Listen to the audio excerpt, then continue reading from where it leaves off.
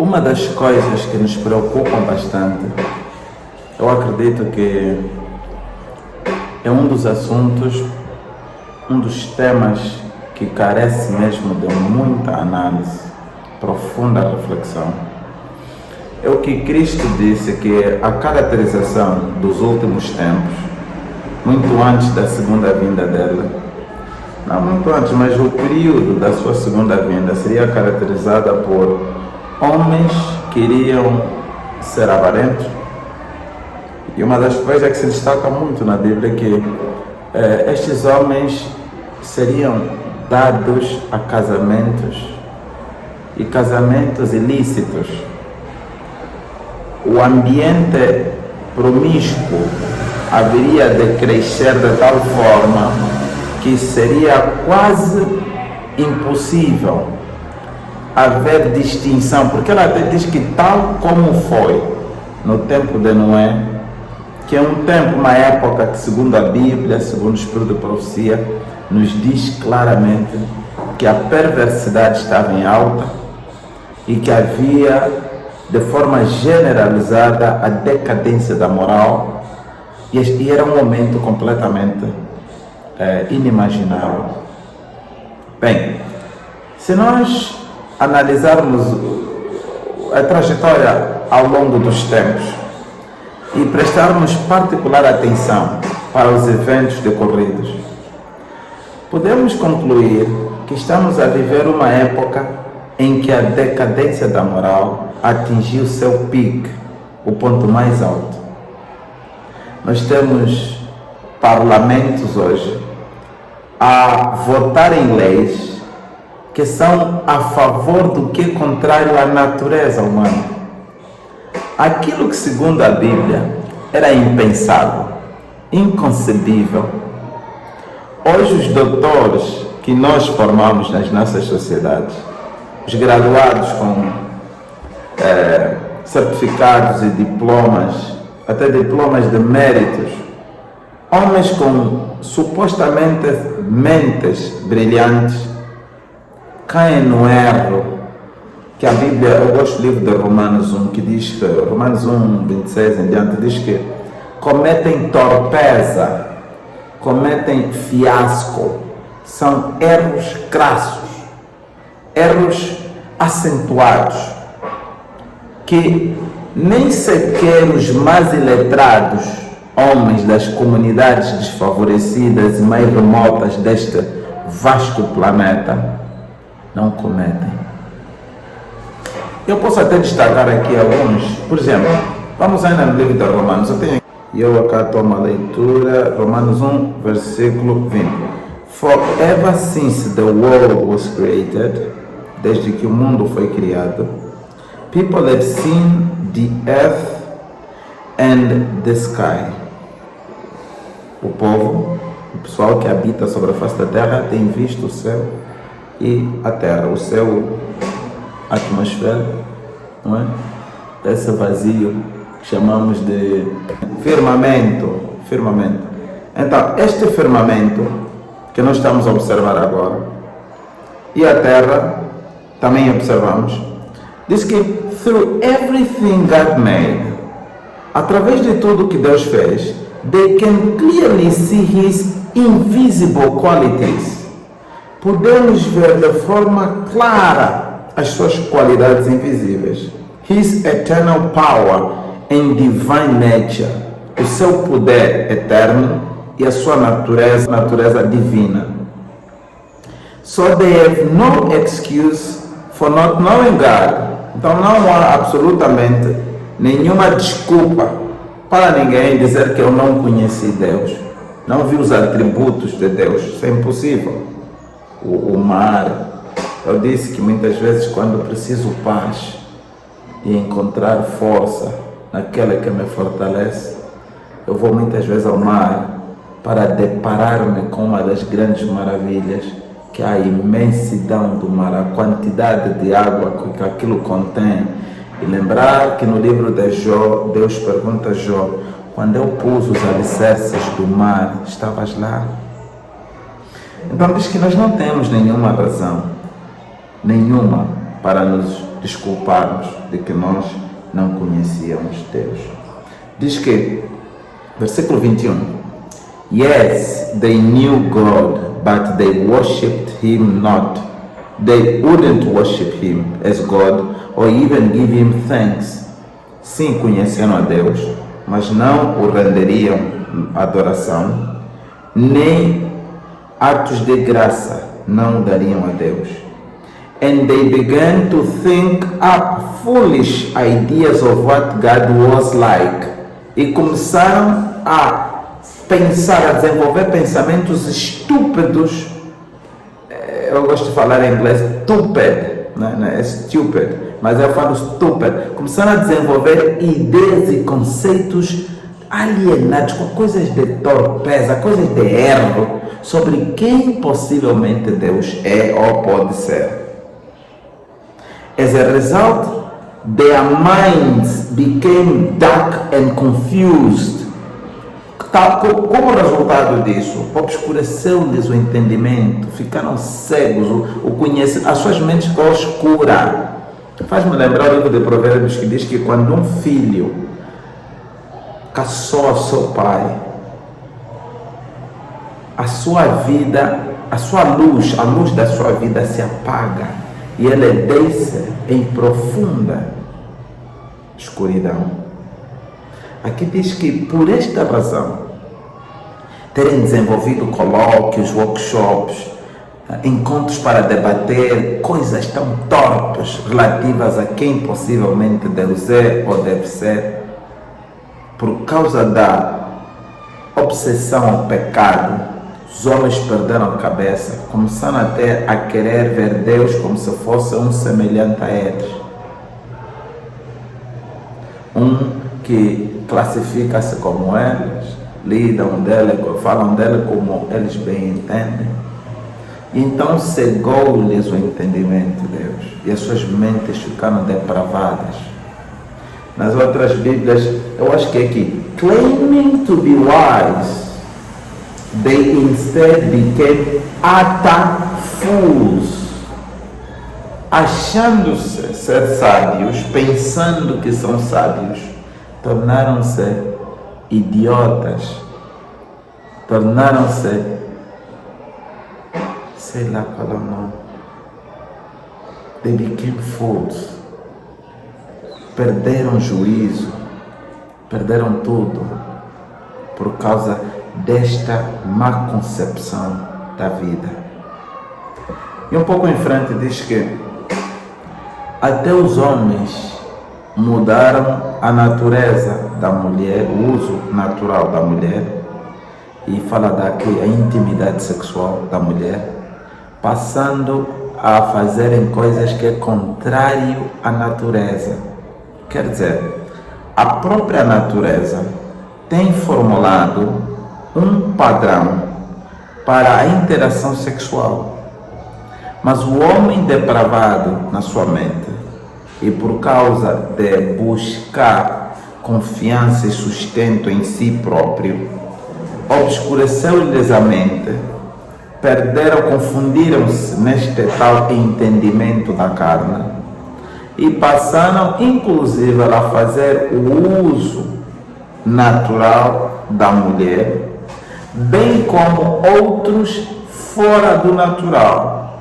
A Bíblia até nos diz mesmo que alguns até deixaram de fazer o uso natural da mulher para questões sexuais e pervertiram-se em paixões infâmias, paixões inaceitáveis, paixões que corrompem a alma. E então, essas paixões, diz que Deus os entregou a essas paixões. Como é que Deus entrega alguém a paixões? Faz-me lembrar do Egito, que Deus entregou Faraó para dar segundo o seu próprio coração. Porque quando alguém não ouve o que Deus fala, chega um tempo em que Deus permite que ele caminhe segundo o seu bem entender.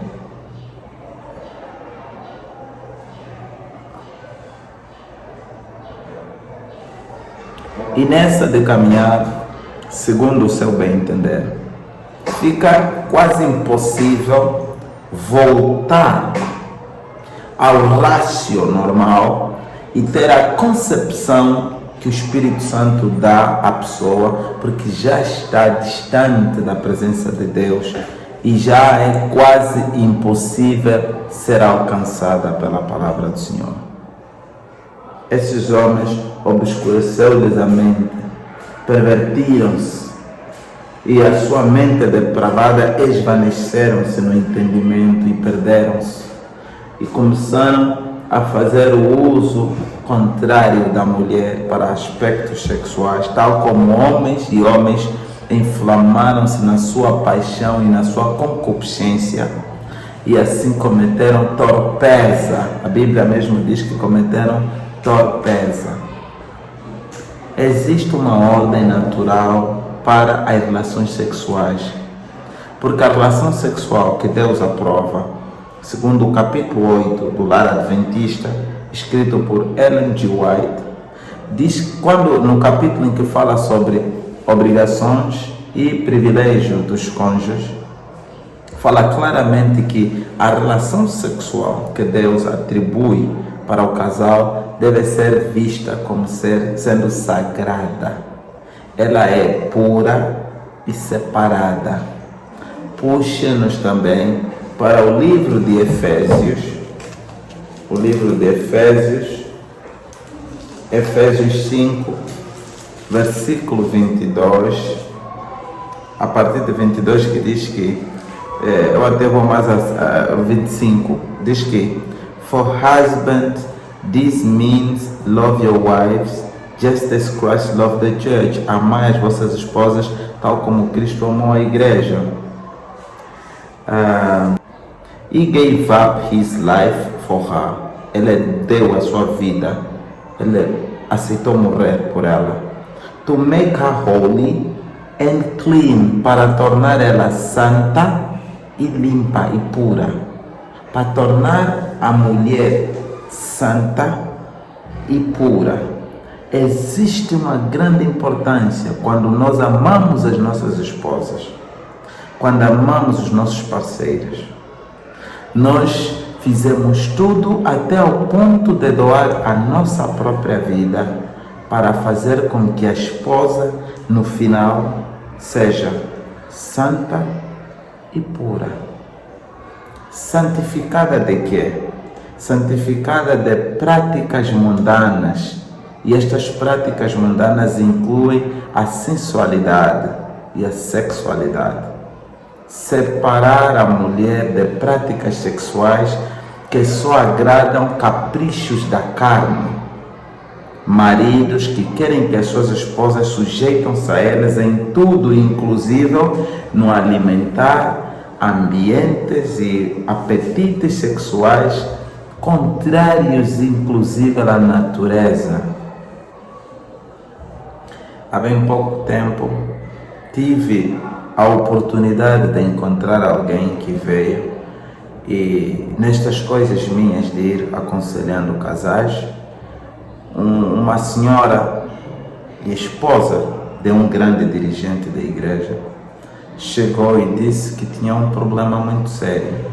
E eu, quando perguntei qual era o problema, ela disse que o marido insistia com ela que fizesse somente sexo anal. Um dirigente da igreja que insiste com ela que faça somente o que é torpeza e cansada, então recorreu em dizer que não queria mais fazer.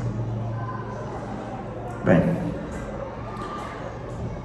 a Bíblia nos apala em várias circunstâncias que nós não devemos alimentar ou sustentar práticas que são mundanas, sustentadas pela carne, um espírito de egocentrismo e egoísmo que faz com que não consideres o prazer da outra pessoa, mas só consideres o teu próprio apetite, querer satisfazer a tua necessidade e não necessariamente ter um momento de deleite, de prazer, um momento apropriado em que o amor que não fere, não choca com nenhum princípio divino, porque não acomoda o egocentrismo, o amor não acomoda a exploração, não acomoda a servitude, o amor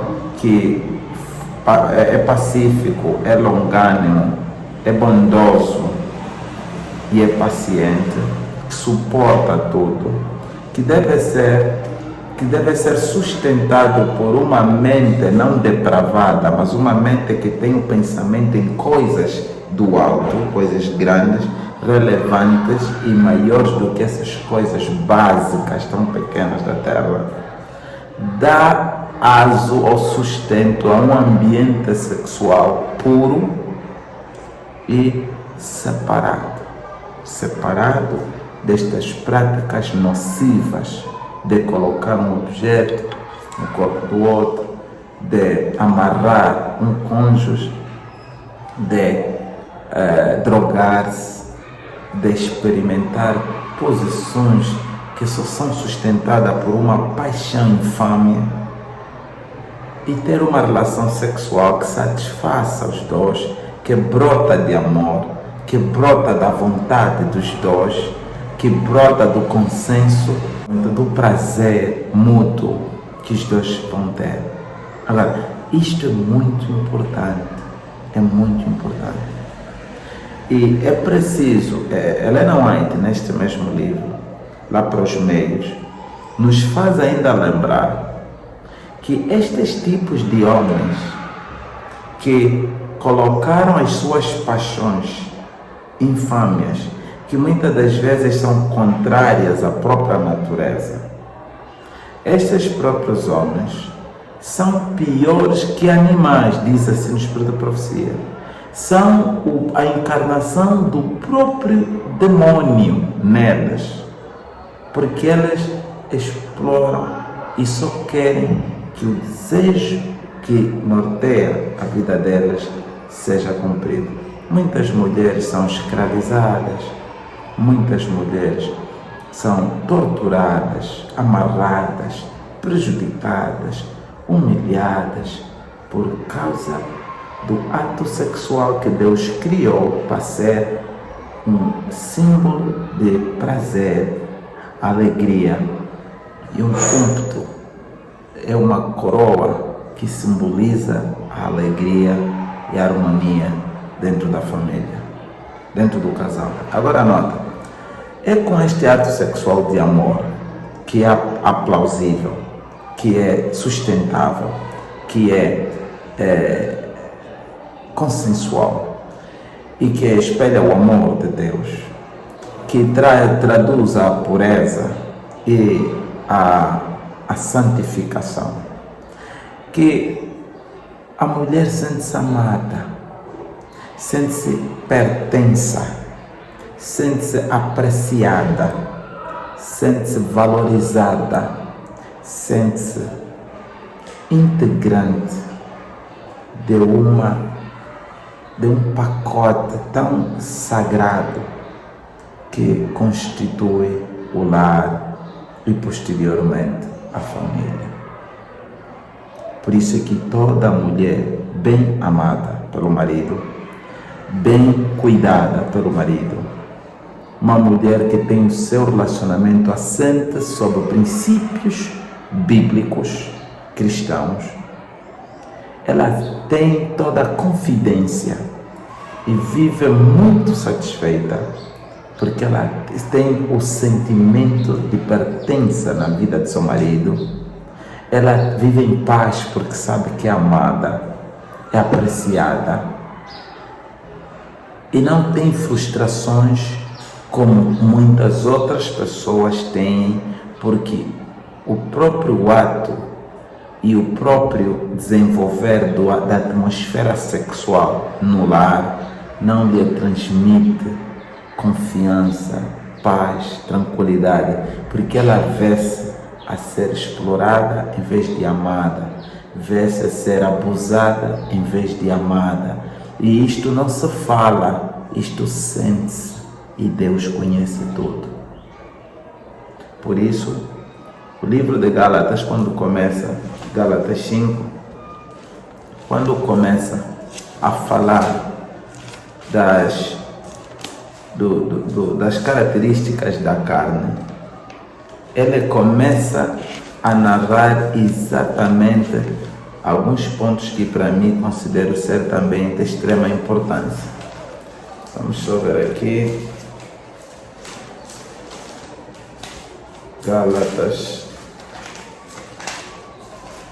Gálatas 5, versículo, Gálatas 5, e vamos verificar a partir do versículo 19. Diz assim, eu ainda continuo com a minha Bíblia em inglês, eu gosto dessa Bíblia por causa da maneira como ela expõe. Gálatas 5 diz assim, Gálatas 5, versículo 19. When you follow the desires of your sinful nature, quando segues o desejo da tua natureza pecaminosa, the results are very clear, os resultados são claros. Sexual immorality, é logo o primeiro. Imoralidade sexual. Quando falamos da imoralidade sexual, muitas vezes traduzimos somente na traição, um trair o outro,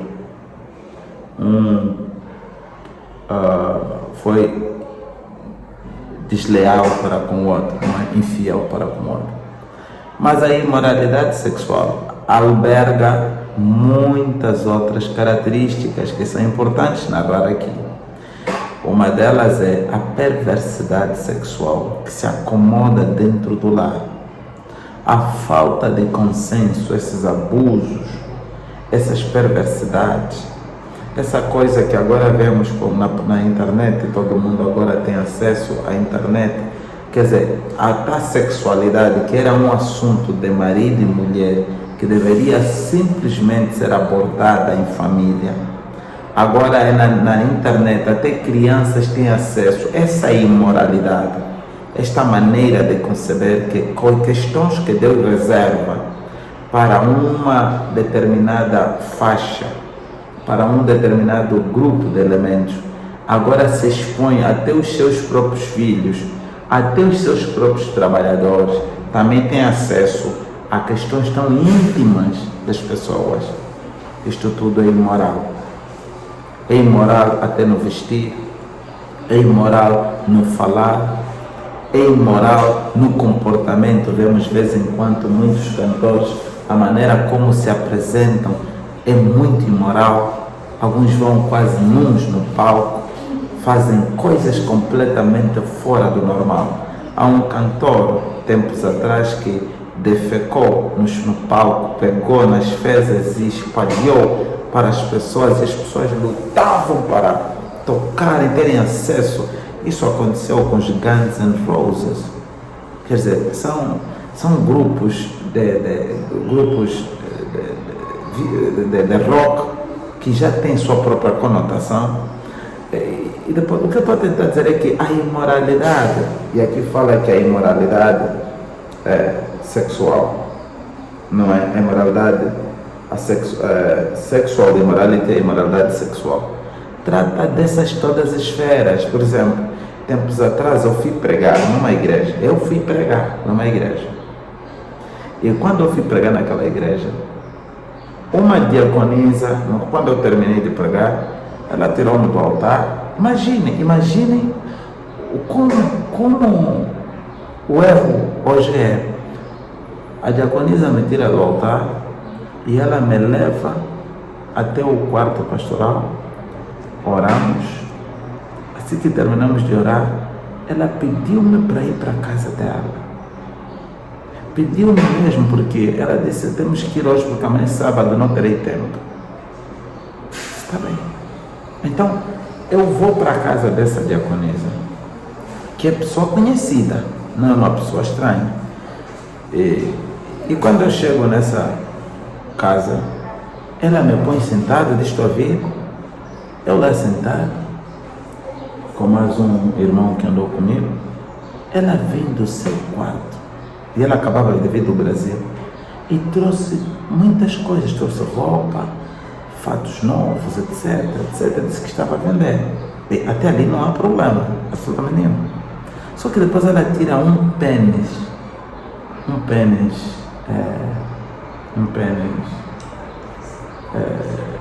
artificial, não é? Um pênis artificial. E alguns líquidos, etc. E diz, olha, eu trouxe esse pênis, lá onde vocês saíram, tem mulheres que venham precisar destes pênis sexuais. E tem esses líquidos que eles podem usar, uns são assim, irritantes, assim, uns com sabor de morango. Eu estou a vir do altar da igreja e achei que iria nessa casa, porque talvez iria encontrar um doente pelo qual eu teria que orar. Eu estou na casa de uma diaconisa que veio do Brasil e tudo o que ela sabe é me levar ao negócio dela, e é um negócio que desliga-se completamente das coisas sagradas que estávamos a abordar na igreja, para me apresentar pênis artificiais, líquidos com vários tipos de sabor, para aumentar o apetite, para matar o apetite sexual de algumas mulheres que ela, segundo ela, eu devo conhecer. Algumas talvez não sei se são da igreja ou da onde, e ela acha que o negócio que ela está a fazer é de tamanha importância que, inclusive, as coisas sagradas que ela aprendeu na igreja, ela já nem se lembra mais. Deus deixou essas pessoas para cometerem torpeza. Eles vão cometer torpeza, erros graves, porque a mente deles ficou depravada. Eles obscureceram-se os seus corações e ficaram presos na concupiscência das suas próprias paixões.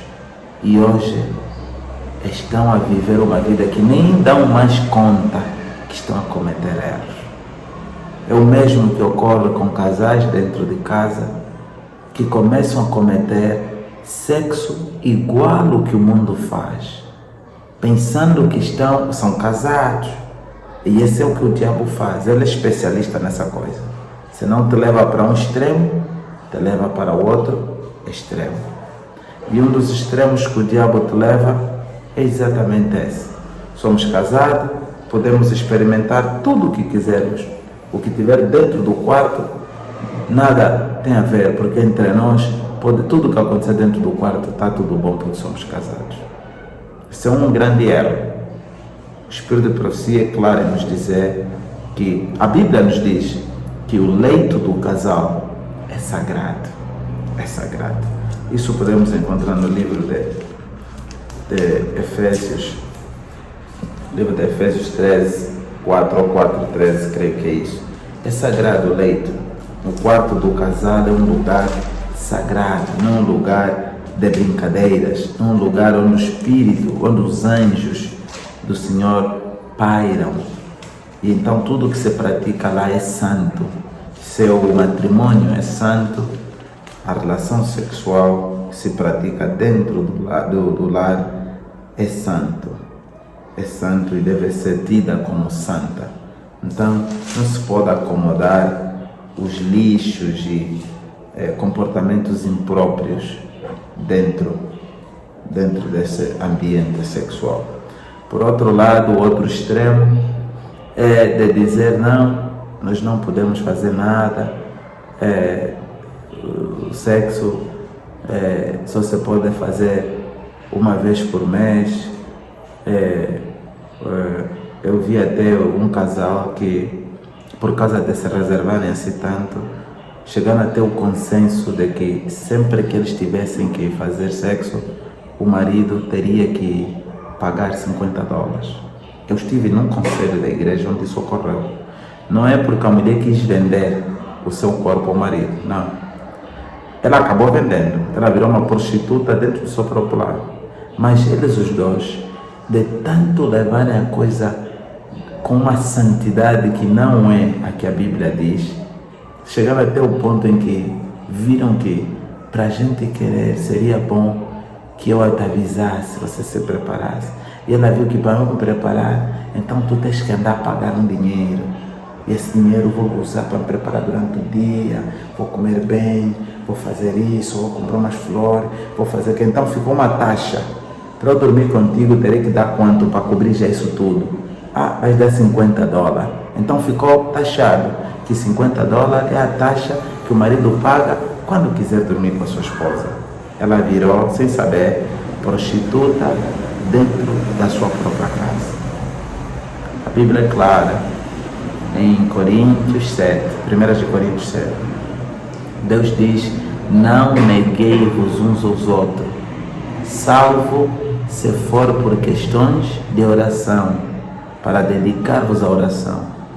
Eu até vou adicionar a minha parte. Quando a mulher estiver a menstruar, quando alguém estiver doente, quando tiver os óbitos, quando alguém não tiver mesmo com disposição para tal, então podemos ali informar o outro ou ter consenso sobre isso e ultrapassarmos essa situação. Mas tão logo tenhamos o ambiente para engajarmos sexualmente, a Bíblia enfatiza a consistência, a continuidade nesta prática para o casal, com o conhecimento de que este ato é sagrado, é um ato divinalmente dado para o ser humano e é uma das maiores, das boas e grandes dádivas de Deus para o casal. Então, não vos negueis uns aos outros, porém também temos que ter um regulamento natural, uma mente afeta a Deus, agarrada a Deus, não depravada, uma mente que se regula sobre orientação do Espírito Santo. Também não vai fazer com que haja intemperança, que quer fazer sempre quando o outro não vê que quer, ele quer, insiste no querer, ele só quer que se faça. Não pode haver essa intemperança. Não é boa, não é aplausível, não é aconselhável. O casal tem que ter consenso. Temos que conversar. Por exemplo, há mulheres que tiveram cesariana já não podem ter sexo com a força, com aquele fogo que tinham outrora. Não pode, porque agora a dor, há desconforto, e aliás até para o bem da saúde deles, o marido tem que compreender que tem que se regular muita coisa. Também há mulheres que não podem obrigar os maridos a fazerem o impossível, copiando a televisão e outras coisas, porque tem que compreender que eles têm que estar nutridos, têm que estar bem na mente para terem a capacidade de desempenhar uma boa relação sexual. Porque se não for assim, começamos a importar doenças. Importamos doenças. Como? Se alguém não está bem nutrido, não tem a mente bem firmada, não tem moral para fazer sexo, e vai se desgastando muito mal. E o sexo pode ser prejudicial. Se começarmos agora a buscar leituras no campo biológico, científico, para ver os danos que pode causar sexo mal feito, nós vamos ver que as consequências são maiores.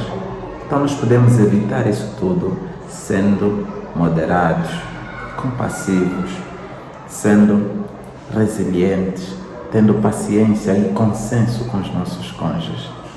Deus continua abençoando você que ainda tem dificuldades em compreender a dimensão da santidade que o matrimônio tem.